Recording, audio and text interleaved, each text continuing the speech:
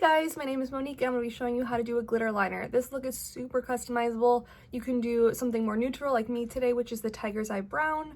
You can do a bright green, you can do a really pretty blue. It's really up to you. You can do a full wing, you can do a partial wing, which is what I'm going to do today, and make it as thick or as thin as you like. So I do have a full face of makeup on, but the thing you're going to want to remember is not to put mascara on before this, because what will happen is the mascara will actually stick to your lashes.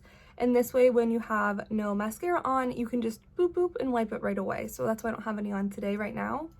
So I'm going to go ahead and start with the Lash Lock glue, and I'm just going to place it on a line on my eye where I'd like the glitter to go. And I recommend doing this in sections. So I'm going to start with the outer corner first. A little bit of glue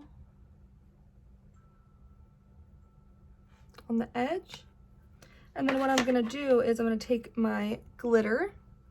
And then I have a brush right here. I'm going to dip into the glitter. This is like a little angle liner brush.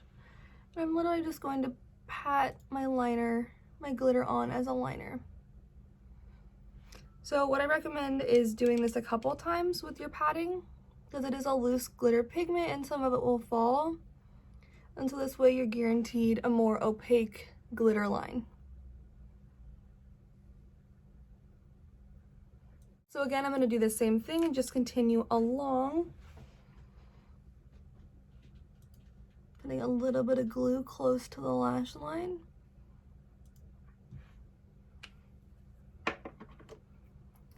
Again, taking my glitter, dipping in, and just pressing it right on.